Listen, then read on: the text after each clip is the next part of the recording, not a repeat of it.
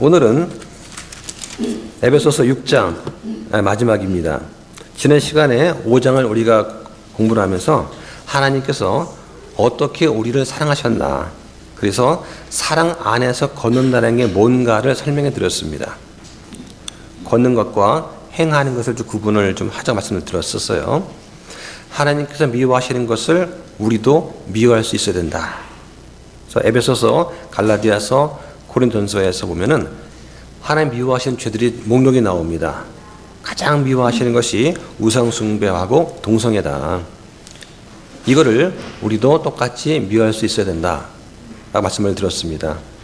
그리고 주님께서 받으실 만한 것이 무엇인지 검증하라 말씀을 드렸으면서, 자식된 도리로서 부모님께 선물을 드릴 때 부모님이 좋아하시는 것을 드리는 게 당연하죠. 아버지 하나님께 우리가 아버지께서 기뻐하시는 것이 무엇인지를 알고 그분의 뜻대로 걸어가는 것, 이거를 아버지께서 기뻐하신다 말씀을 드렸습니다. 또 우리를 보실 때 하나님께서는 아들 예수 그리스도의 피를 통해서 보신다. 마찬가지로 우리도 형제를 바라볼 때 예수 그리스도의 피값으로 사신 소중한 존재로 볼 수 있어야 되겠다 하는 거.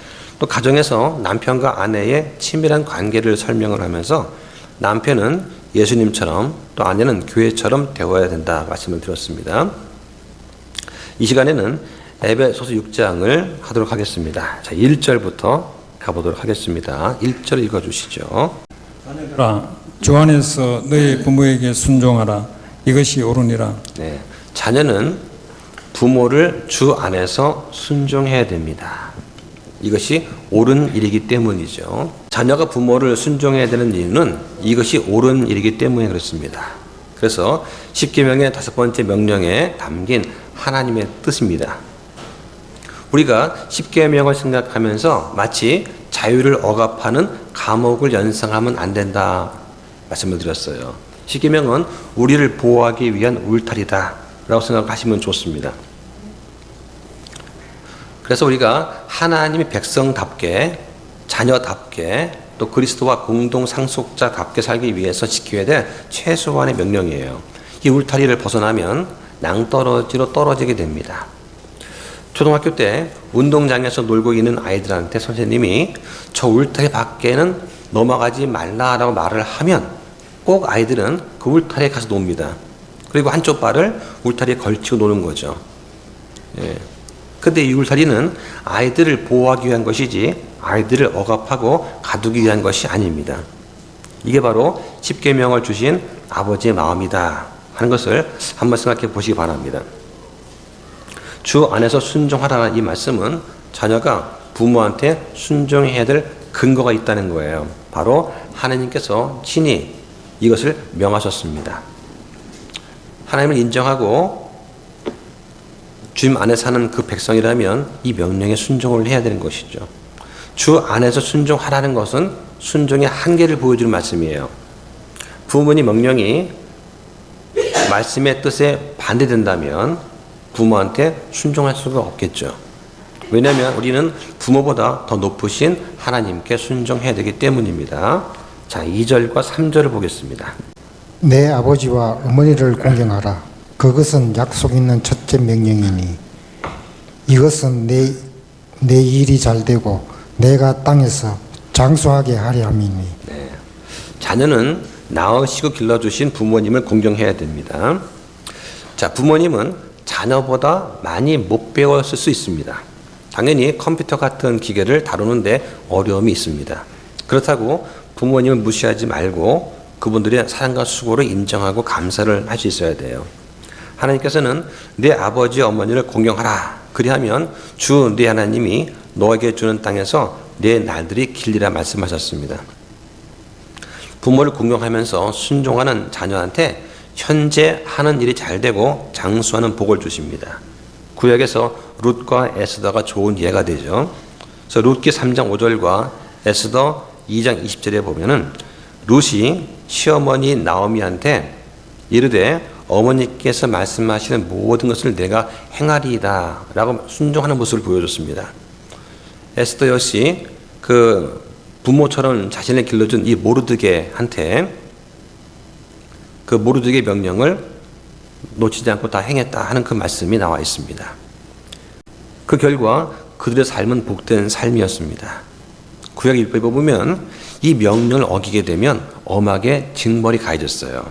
한번 찾아보겠습니다. 신명기 21장 18절로 21절을 보시죠.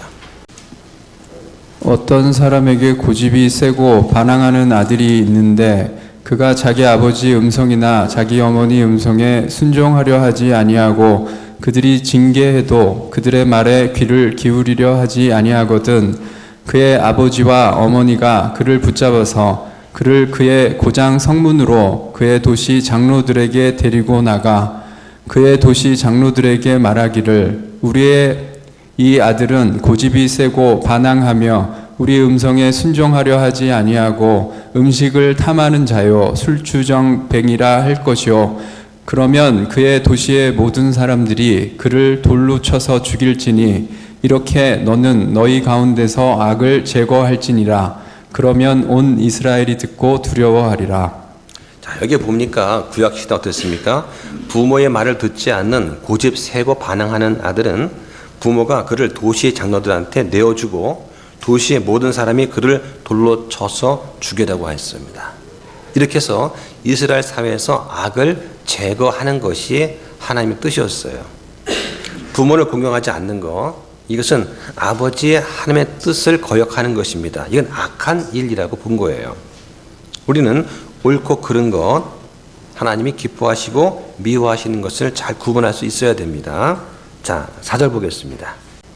또 너희 아버지들아 너희 자녀들을 노엽게 하지 말고 오직 주의 교육과 훈계로 양육하라.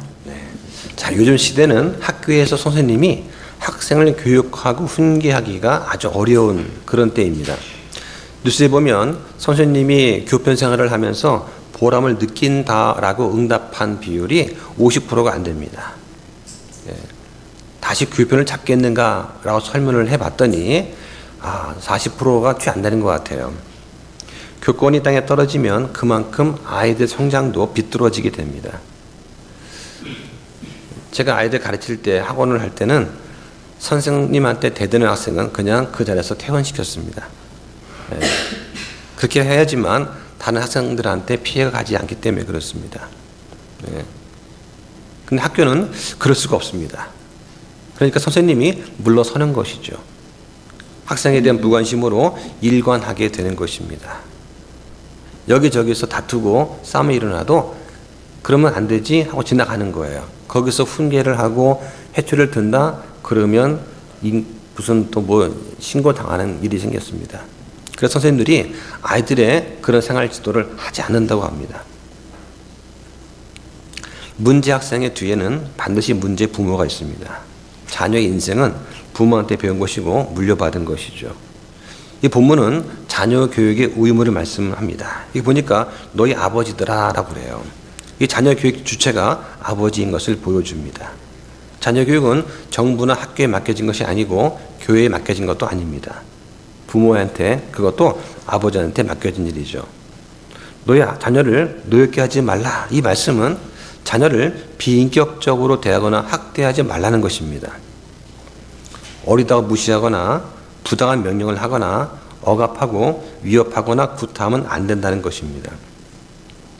이렇게 되면 아이들이 비뚤어지게 되고 겉으로만 순종하는 척하는 이중적 인격을 만들기 쉽게 된다는 얘기죠. 주의 교육과 훈계를 양육하라.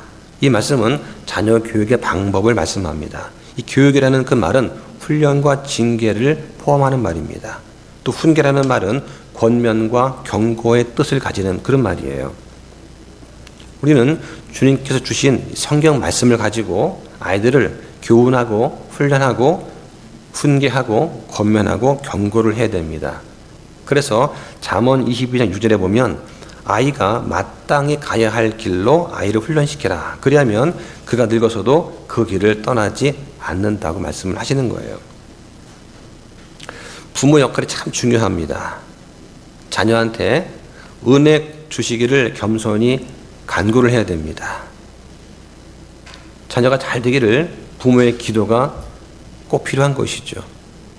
항상 교훈하면서도 선한 본을 보여줘야 됩니다.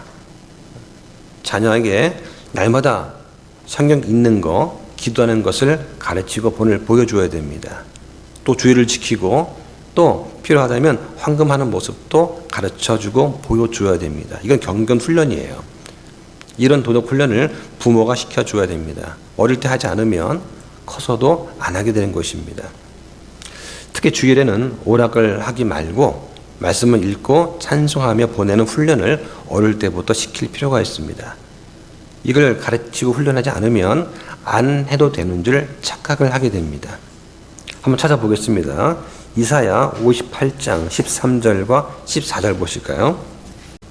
내가 만일 내 발을 돌려 안식일을 범하지 아니하고 내 거룩한 날에 내 쾌락을 행하지 아니하며 안식일을 일컬어 기쁜 날이라 주의 거룩한 날이라 존귀한 날이라고 하고 그를 공경하면 내 자신의 길들을 행하지 아니하고 내 자신의 쾌락을 찾지 아니하며 내 자신의 말들을 하지 아니하며 그때에 너는 스스로 주를 기뻐할 것이며 나는 너를 이끌어 땅의 높은 곳들을 타고 다니게 하고 내 조상 야곱의 유산으로 너를 먹이리라 주의 입이 그것을 말하였느니라. 네. 자, 우리는 안식일을 지키지 않습니다. 우리는 유대인이 아니기 때문에 우리는 주의를 지키는 거죠. 자, 부모는 자녀가 잘못할 때 징계하고 꾸짖을 수 있어야 됩니다. 그 잠언 13장 24절에 보면 회초리를 아끼는 자는 자기 아들을 미워하거니와 라고 말씀하셨습니다. 또 사랑한다면 어릴 때 그를 징계하느니라고 하세요. 29장 15절에 보면 회초리와 꾸짖음은 지혜를 준다. 그러나 제멋대로 버려둔 자식은 자기 어머니에게 수치를 가져온다고 말씀을 하십니다. 자녀 교육에 있어서 너무 엄해도 안 되지만 자유방임해도 안 되는 거예요. 그런데 이런 징계와 꾸짖음은 어릴 때 해야 되는 것입니다. 가치관이 형성된 뒤에는 효과를 보기가 어렵겠죠. 자, 그 다음 5절부터 7절까지 보겠습니다. 종들아 육체에 따라 너희 주인인 자들에게 두려움과 떨림을 가지고 단일한 마음으로 순종하기를 그리스도께 하듯 하라. 사람들을 기쁘게 하는 자들같이 눈으로 볼 때만 섬기지 말고 그리스도의 종들로서 마음으로부터 하나님의 뜻을 행하여 선한 뜻으로 섬기기를 주께 하듯 하고 사람들에게 하듯 하지 말라. 네. 자, 여기 또 이제 종에 관한 이게 나옵니다. 종들은 주인한테 순종해야 된다라고 말씀을 하시죠. 자, 근데 순종하긴 하는데 어떻게 됩니까? 두려움과 떨림을 가지고 하라고 합니다. 이것은 주인의 권위를 인정하면서 순종하라는 뜻이에요. 종이 주인을 존중하지 않고 무시하면 순종하기가 어렵겠죠. 아마 이렇게 그 두려움과 떨림 가지고 순종하는 그러한 그 직장인 혹은 뭐 알바생들은 아마 지금 많지 않을 것입니다. 또 종들은 주인한테 단일한 마음으로 순종하라고 말씀을 합니다. 단일한 마음이라는 것은 맡겨진 일에 대해서 단순하게 성실한 것을 말하는 것이죠. 이게 바로 종들이 가져야 될 마음가짐입니다. 종이라고 해서 무슨 노예를 생각하지 마시고 고용주와 피고용인을 생각해도 마찬가지가 되겠습니다. 종들은 그 종의 위치에서 모든 일을 단순하게 성실하게 해야 됩니다. 또 그들은 그리스도께 하듯 주인한테 순종하라고 말씀을 합니다. 자, 이건 놀라운 말씀이죠. 이 말씀을 듣고 그대로 순종하는 사람은 아마 드물 것입니다. 주인이 그리스도가 아니지만 그들은 그리스도께 하듯이 주인한테 순종하라고 말씀을 하는 거예요. 요즘에 이렇게 뉴스 같은 거 보면 어떻습니까? 편의점 같은 데서 주인이 모르는 사이에 손님이 물건을 결제를 하면은 그것을 현금 결제를 원하십니까? 물어서 영수증 필요 없습니다. 그러면 결제하는 척하고 취소를 한다고 그래요. 그럼 물건은 없어지고 판매는 안 한 게 되죠. 그 대금은 그 종업원이 갖는 것입니다. 이렇게 해서 아주 정직하지 못하게 일을 하는 그것이 뉴스에 나오더라고요. 이것은 그리스도께 하듯이 순종하는 것이 아닙니다. 이 말은 마치 아내가 남편들한테 그리스도께 하듯이 순종하는 것과 같습니다. 주인한테 순종하는 게 어려울까요? 남편한테 순종하는 게 어려울까요? 주인 앞에 눈 가림으로만 하지 말고 그리스도의 종들처럼 선한 뜻으로 해야 됩니다. 개역 성경에는 단 마음으로 하라고 번역을 했습니다. 이 말은 쓴 것을 품은 채로 하지 말라는 뜻입니다. 쓴 것은 마음속에 시기와 불편을 갖는 것이죠. 아, 주인이, 저 사장이 나한테 이렇게 했으니까 괘씸하다 하면서 쓴 마음을 가지고서 일을 하지 말라는 것입니다. 또 뉴스를 보니까 저런 것도 있더라고요. 아주 맛집으로 유명한 그런 식당이 있었는데 그 집에서 종업원이 걸레로 닦은 것을 짜가지고 그 걸레 빤 물로 국을 끓이더라고요. 그런데 손님들이 이상하게 걸레 빤 물 냄새가 난다, 음식에서. 그래서 한번 CCTV를 돌려봤더니 그 종업원이 그 행주를 이렇게 닦은 행주를 짜가지고 그 음식을 만들더라. 그게 뉴스에 또 나온 적이 있습니다. 아마 그 종업원은 주인한테 쓴 마음이 있었을 거예요. 자, 이런 걸 말하는 것입니다. 그래서 오늘날 사회 각 분야에서 직책상 아랫사람한테 적용될 수가 있어요. 단일한 마음으로 직책에 충실하고 윗사람한테 순종하고 눈가림으로만 하지 말고 우리의 중심을 잘 아시는 그리스도께 순종하듯이 선한 뜻으로 일하라고 성경 말씀을 하는 거예요. 자, 8절 보겠습니다. 어떤 사람이 무슨 선한 일을 행하든지 그가 매인자든지 자유로운 자든지 주에게서 바로 그것을 받을 줄을 너희가 아느니라. 자, 종이나 자유인이나 우리의 선행은 다 주님으로부터 보상을 받게 됩니다. 심판석에서. 그런데 직장에서 행한 선한 일도 보상이 있을 것입니다. 성실하게 일을 하면은 당연히 직장에서 보상이 있겠죠. 이 보상은 그리스도의 심판석에서 주시는 보상일 뿐만 아니라 이 세상에서도 기대할 만한 그런 보상일 것입니다. 하나님은 경건하게 사는 자들에게도 현재 복을 주시고 미래 복도 약속을 하셨습니다. 자, 9절 보겠습니다. 너희 주인들아 그들에게 같은 일들을 행하고 협박을 삼가라. 너희 주인도 하늘에 계시며 그분께서 사람들을 외모로 판단하지 아니하시는 줄 너희가 아느니라. 자, 여기 보니까 주인들도 종들한테 같은 일들을 행하라고 말을 합니다. 종이 그리스도를 섬기는 마음을 가지고 주인한테 순종하듯이 주인들도 종들한테 정직하고 선하고 진실되게 대하라고 말씀을 하는 거죠. 주인은 종들을 협박하지 말아야 됩니다. 주인은 종들한테 정당한 책망과 경고를 물론 할 수는 있습니다. 잠언 29장 21절에 보니까 자기 종을 아이 때부터 자상하게 키우는 자는 마침내 그를 자기 아들같이 되게 하리라는 말씀이 있어요. 이 말씀은 종한테 정당한 책망과 경고를 하지 않으면, 너무 자상하게 대해주면 종이 자기 분수를 모르게 된다는 그런 말씀입니다. 주인들이 종들을 협박해서는 안 되는 이유는 모든 주인들의 주인 되시는 하나님께서 하늘에 계시기 때문입니다. 하나님은 온 세상에서 가장 크시고 높으신 주인이 되십니다. 여기에 너의 주인이라는 말은 하늘에 참 주인께서 계신다는 그런 말씀이죠. 그분께서 공의로 세상을 심판하실 하나님이십니다. 주를 두려워한다면 주인이나 종이나 교만하고 부당한 또 무리한 말과 행동을 하지 않게 될 것입니다. 자, 10절과 11절 보겠습니다. 끝으로 내 형제들아 주 안에서 마음을 강하게 하고 또 그분의 강력한 권능 안에서 그리하라. 너희가 마귀의 관계들을 대적하여 설 수 있도록 하나님의 전신 갑주를 입어라. 네. 자, 지금 그리스도인은 영적인 전쟁 중이죠. 우리의 싸움의 대상은 마귀와 마귀들과 그들을 돕는 악한 자들입니다. 마귀는 지혜와 능력이 있어서 간교한 계획을 가지고 우리를 넘어뜨리려고 합니다. 우리는 이런 마귀의 관계를 대적하여 설 수 있도록 하나님의 전신 갑주를 입어야 됩니다. 이 본문에 보니까 설 수 있도록 이라는 말이 2번 나옵니다. 11절에 한 번, 13절에 한 번 나옵니다. 또 서서라는 말이 14절에 또 한 번 나오죠. 성도가 하나님의 전신갑주를 입는 목적이 뭐냐? 이 마귀와 싸움에서 넘어지지 않고 서기 위함, 즉 승리하기 위함입니다.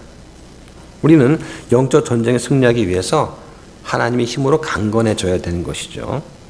전쟁에서 필요한 것이 무엇입니까? 강한 군사력이 필요합니다. 가장 좋은 무기들과 병사들의 체력과 용맹스러운 마음이 필요합니다. 우리는 주 안에서 마음을 강하게 하고 그분의 강력한 권능으로 강건해질 필요가 있습니다. 하나님은 전능하십니다. 이 권능은 하나님께 속하였다라고 시편 62편 11절에 말씀을 하세요. 자, 12절과 13절 보겠습니다.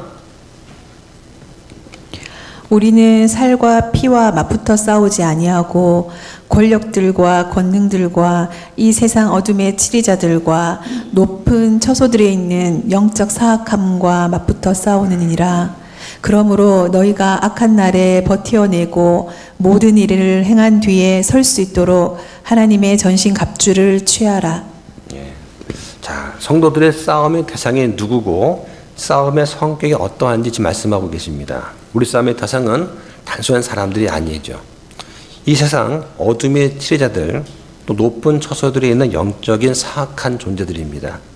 사탄은 에덴 동산에서 아담을 범죄케 한 이후에 계속해서 온 세상의 사람들을 미혹해 하고 범죄케 합니다. 또 교회를 부패시키고 혼란하게 해왔습니다.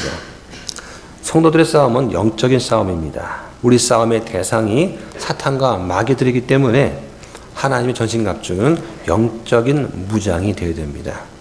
이게 악한 날에가 언제냐? 바로 배교와 타협과 혼돈의 날, 한마디로 마귀가 온갖 간계를 부리는 그런 날입니다. 그래서 우리는 주님께서 우리한테 명하시고 맡기신 그 모든 일을 완수하고 설 수 있도록 이러한 전신갑주를 취해야 됩니다. 그런 전신갑주가 뭐냐? 다음 14절부터 7절까지 설명을 합니다. 자, 읽어보실까요? 그러므로 서서 진리로 너희 허리를 동여매고 의의 흉갑을 입으며 화평의 복음을 예비한 것으로 너희 발에 신을 신고 모든 것 위에 믿음의 방패를 취해 그것으로 너희가 능히 그 사악한 자의 모든 불화살을 끄며 구원의 투구와 성령의 검 곧 하나님의 말씀을 취하라. 자, 여기서 지금 전신갑주가 무엇인가를 지금 설명을 해주고 있습니다. 첫째는 뭐냐? 진리로 허리를 동여매는 것입니다. 여기서 말한 진리는 진실한 것을 의미합니다. 하나님은 진실하시고 마귀는 거짓됩니다. 로마서 3장 4절에 참으로 하나님은 진실하시되 사람은 다 거짓말쟁이를 할지어다 라고 말씀을 합니다. 진실은 하나님 세계의 특징이고 거짓은 마귀 세계의 특징입니다. 마귀와 싸움에서 필수적인 덕은 진실이라고 할 수가 있습니다. 또 진리는 하나님의 말씀을 의미합니다. 요한복음 17장 17절에 보면 예수님께서 아버지의 말씀은 진리니이다 라고 하셨습니다. 우리는 이 진리의 말씀인 하나님의 말씀으로 허리를 동여매어야 됩니다. 그리스도인은 결코 마귀의 소유가 될 수 없습니다. 하지만 마음과 생각이 이 마귀의 영향을 받을 수는 있어요. 그래서 TV나 음악과 영화나 책, 또 친구 같은 것들을 잘 주의해서 구별해서 봐야 됩니다. 이 아이들한테도 이걸 잘 가르쳐 줘야 됩니다. 마귀는 사람의 마음과 생각과 보고 듣는 것에 영향을 미치기 때문이죠. 둘째로 의의 흉갑을 입는 것입니다. 우리는 예수 그리스도를 믿음으로 의롭다 하심을 입었습니다. 예수님께서는 바로 우리의 의가 되시는 거죠. 우리는 이 의를 늘 가슴에 품고 살아가야 됩니다. 다시 말해서 죄를 멀리하고 미워해야 됩니다. 세 번째는 화평의 복음을 예비한 것으로 신을 신어야 되는 것입니다. 예수 그리스도의 복음은 화평의 복음입니다. 성경을 보면은 복음의 종류가 한 4가지 정도가 나와요. 그 중에서 지금은 화평의 복음을 전하는 그런 시기입니다. 하나님과 원수되었던 우리를 예수 그리스도의 대속의 죽음으로 하나님과 화목케 하셨습니다. 그 우리한테 안식을 주셨죠. 예수님 믿는 사람들은 하나님과 화목하게 되었고 마음의 화평을 얻었습니다. 우리는 이 화평의 복음의 신을 신고서 우리가 만나는 사람들한테 이 복음을 전해야 됩니다. 네 번째는 모든 것 위에 믿음의 방패를 가지는 것입니다. 예수 그리스도를 믿음으로 죄사함과 의롭다 하심을 얻었습니다. 우리의 의는 이것뿐입니다. 곧 예수님 피밖에 없다고 하는 것이죠. 우리는 이 대속의 믿음을 가져야 됩니다. 우리의 순종은 늘 부족합니다. 그런데 우리가 마귀의 시험을 이길 수 있는 방법이 있어요. 바로 예수님께서 우리에게 주신 그 믿음입니다. 한번 찾아볼까요? 요한 1서 5장 4절과 5절 보시죠. 이는 무엇이든지 하나님에게서 태어난 것은 세상을 이기기 때문이라. 세상을 이기는 승리는 이것이니 곧 우리의 믿음이니라. 예수님께서 하나님의 아들이심을 믿는 자가 아니면 세상을 이기는 자가 누구냐? 예, 세상을 이기는 자 누구예요? 예수님께서 하나님의 아들이심을 믿는 자가 바로 이기는 자입니다. 이 믿음으로 마귀의 불화살, 즉 핍박과 의심과 절망 등의 공격을 물리치고 승리할 수가 있습니다. 다섯 번째는 구원의 투구를 쓰는 것입니다. 이것은 구원에 대한 확고한 지식과 믿음을 말합니다. 투구를 쓴 자는 적의 공격에서 안전하죠. 그래서 자신의 구원에 대한 확고한 지식과 믿음이 없게 되면 마귀의 시험과 유혹에 노출되게 됩니다. 그래서 구원의 교리가 중요한 것이죠. 여섯 번째는 성령의 검, 곧 하나님의 말씀을 갖는 것입니다. 하나님의 말씀은 칼과 같습니다. 그래서 적을 공격할 수 있는 무기죠. 신구약 66권의 말씀은 하나님의 말씀입니다. 하나님은 이 성경책을 통해서만 말씀을 하시는 거죠. 예수님도 마귀의 시험 받았을 때는 성경을 인용하셨습니다. 그래서 성도가 성경을 읽고 듣고 배우는 건 참으로 중요한 것입니다. 그런데 사람들은 실패 삶을 살면서도 성경 읽기와 그 필요성을 잘 깨닫지 못하고 있습니다. 우리는 성령의 검인 이 말씀을 많이 읽고 배우고 묵상을 해야 됩니다. 자, 18절부터 20절 보겠습니다. 모든 기도와 간구로 성령 안에서 항상 기도하며 모든 성도들을 위해 모든 인내와 간구로 그 일에 깨어 있고 또 나를 위해서는 주께서 내게 말하는 것을 허락하사 내가 담대히 입을 열어 복음의 신비를 알리도록 기도하라. 이 일을 위해 내가 결박의 메인 대사가 되었으니 그러므로 이 상황 속에서 내가 말해야만 하는 대로 담대히 말하도록 기도하라. 일곱 번째는 뭐냐면 성령 안에서 항상 기도하는 것입니다. 하나님의 전신갑주의 마지막 내용은 기도예요. 우리는 모든 기도와 간구를 해야 됩니다. 어떤 문제가 있을 때 하나님께 간절하게 기도를 해야 됩니다. 사도 바울은 그래서 쉬지 말고 기도하라고 말씀을 했죠. 성령 안에서라는 말은 성령께서 우리의 기도를 도우신다는 뜻입니다. 한번 찾아보겠습니다. 로마서 8장 26절과 27절 보시죠. 이와 같이 성령께서도 우리의 연약함을 도우시나니 우리가 마땅히 해야 할 방식대로 무엇을 위해 기도할지 알지 못하나 성령께서 말로 할 수 없는 신음으로 친히 우리를 위해 중보하시느니라. 마음을 살피시는 분께서 성령의 생각이 무엇인지 아시나니 이는 그분께서 하나님의 뜻대로 성도들을 위해 중보하시기 때문이니라. 예, 성령께서는 우리의 기도를 도와주십니다. 우리가 혼자서 외롭게 기다림이 힘들어할까 봐 성령님께서 항상 우리 옆에서 함께 신음해 주시는 거죠. 마치 우리가 몸이 아파 누워있을 때 누군가 옆에서 하소연을 들어주는 것처럼 함께 아파해 주십니다. 아버지께서는 우리 연약함을 도우시기 위해서 성령님을 우리 안에 주셨습니다. 우리가 어떻게 기도해야 되는지 몰라도 주님께서 친히 도와주시겠다는 것입니다. 우리가 주님을 위해서 어떻게 살아야 하는지 몰라도 주님께서 도와주시겠다는 것입니다. 주님과 함께 걷든지 또는 고난을 당하든지 모든 것을 다 도와주시겠다고 하는 거예요. 우리가 뭘 하든지 그리스도 안에 있는 한 정죄함이 없습니다. 잘못을 해도 정죄함이 없습니다.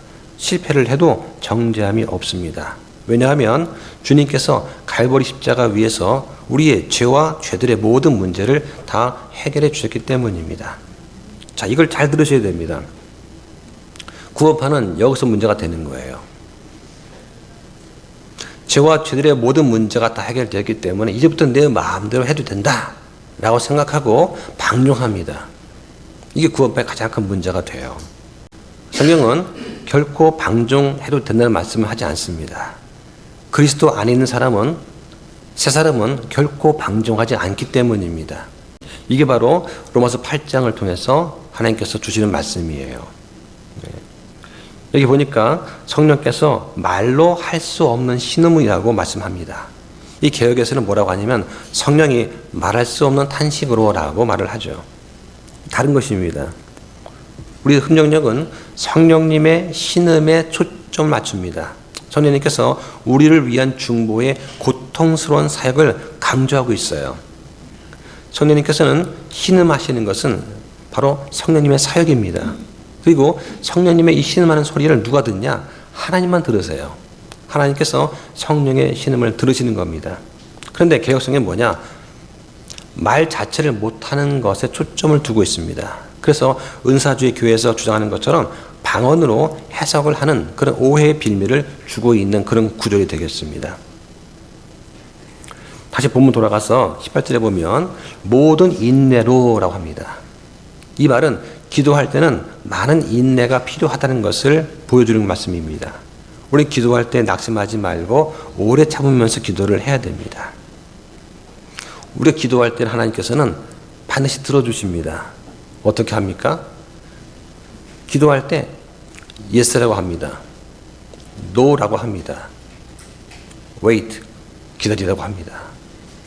다만 우리가 원하는 방식대로 응답을 안 해주실 뿐입니다. 우리 기도할 때 하나님의 뜻대로 구하면 반드시 yes라고 응답해 주십니다. 그런데 우리가 원하는 것을 구할 때는 하나님 보시기에 당장 그것이 유익하지 않을 때는 기다리라 또는 안 된다라고 말씀을 하시는 거죠. 이걸 듣지 못하고 계속해서 구하게 되면 그러면 응답이 없는 걸로 우리가 생각하게 되는 것입니다. 또 깨어서라는 말이 있습니다. 이 말은 기도가 깨어있는 거라는 것을 말씀을 하는 겁니다. 기도할 때는 깨어서 하는 것입니다. 몽롱한 가운데서 중언부언하면서 방언하는 것이 아니에요. 기도하는 성도는 영적으로 깨어있는 자입니다. 또 기도하지 않는 사람은 영적으로 잠들어 있는 자입니다. 이 기도의 내용에 관해서 사도 바울은 모든 성도를 위해서 기도하라고 말씀을 합니다. 우리가 오늘도 전체 기도회를 가졌습니다. 우리는 자신을 위해서 기도할 뿐만 아니라 다른 모든 성도를 위해서 기도를 해야 됩니다. 우리가 다른 성도를 위해서 도울 수 있는 가장 좋은 방법은 기도하는 것입니다. 사도 바울은 또 나를 위해서 구하라 라고 말을 합니다. 바울은 지금 감옥에 갇혀 있으면서 중단된 그 전도 사역을 위해서 성도들한테 기도를 부탁하고 있습니다. 설교자를 돕는 방법 중에서 이 기도보다 더 중요한 것은 없습니다. 설교는 믿는 자들을 구원하고 그들의 믿음을 성장시키는 하나님의 방법이죠. 그래서 설교자를 위한 기도는 아주 귀하고 중요한 것입니다. 이 번역 20절에 이 일을 위해서 내가 결박에 매인 대사가 되었다라고 합니다. 결박에 매였다는 그 말은 지금 바울이 로마 감옥에 갇혔습니다. 그래서 죄수의 오른쪽 손목과 군인의 왼쪽 손목을 사슬로 묶어놨어요. 이 당시 관습입니다. 그래서 죄수가 어디를 가든지 그 지키는 간수가 따라다니는 것입니다. 그러면 죄수가 어디를 가든 이 지키는 군사와 이 죄수는 함께 있게 되는 것이죠. 당시에 바울을 찾아오는 많은 사람들이 있었습니다. 그들한테 바울은 복음을 전했습니다. 바울을 지키는 군사도 어쩔 수 없이 바로 옆에서 이 복음을 들어야만 했습니다. 그들은 이 복음을 들음으로 인해서 아마 구원을 받았을 것입니다. 이것도 큰 은혜일 것입니다. 자, 21절부터 4절까지 보겠습니다. 내 사정이 어떠한지 또 내가 어떻게 행하고 있는지 너희 역시 알 수 있도록 사랑받는 형제요 주 안에서 신실한 사역자인 두기고가 모든 일을 너희에게 알리리라. 내가 바로 그 목적으로 그를 너희에게 보내었노니 이것은 너희가 우리의 사정을 알게 하고 또 그가 너희 마음을 위로하게 하려 함이라. 하나님 아버지와 주 예수 그리스도로부터 화평과 아울러 믿음을 겸한 사랑이 형제들에게 있기를 원하노라. 우리 주 예수 그리스도를 순전하게 사랑하는 모든 자들에게 은혜가 있기를 원하노라. 아멘. 그 다음에 이제 그 추신에 보면은 에베소 사람들한테 로마에서 써서 두기고 편에 보내다. 요 말은 원래 성경에는 없는 말이고 첨가한 부분입니다. 그래서 거기에 추신 표시가 되어 있는 거고요. 사도 바울한테는 두기고와 같은 신실한 동역자가 있었습니다. 이 두기고를 향해서 사랑받는 형제요 주 안에서 신실한 사역자다라고 평가를 합니다. 이 사람은 바울의 모든 사정을 에베소 교인들한테 알리고 그들의 마음을 위로하기 위해서 보냄을 받은 자였습니다. 오늘날도 이런 충성된 사역자들이 많이 필요합니다. 여기 보니까 사도 바울은 다른 편지와는 좀 다른 인사말을 하고 있습니다.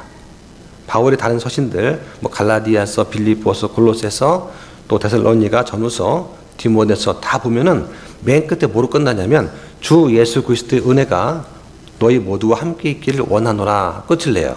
그런데 여기 보면은 주의 은혜를 구하면 끝을 맺는데 또 한 가지를 구합니다. 바로 하나님과 주 예수 그리스도로부터 오는 화평과 믿음을 겸한 사랑을 지금 기도를 하고 있습니다. 사랑과 믿음은 항상 함께 가는 것입니다. 성경에서 말씀하시는 이 사랑은 항상 하나님을 사랑하는 것, 또 형제를 사랑하는 것을 말합니다. 우리가 말씀을 믿는 그 믿음, 형제를 사랑하는 그 사랑하는 마음이 함께 성장해 나갈 때 영적으로 성장해 나갈 수가 있어요. 그래서 영적 성장의 의미가 바로 이런 것입니다.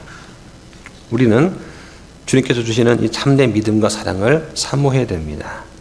또 바울은 우리 주 예수 그리스도를 변함없이 순전하게 사랑하는 모든 자들한테 하나님의 은혜가 있기를 기원을 하고 있습니다. 예수 그리스도를 변함없이 끝까지 사랑하는 여러분 되시기를 축원합니다. 네, 마치고 기도하겠습니다.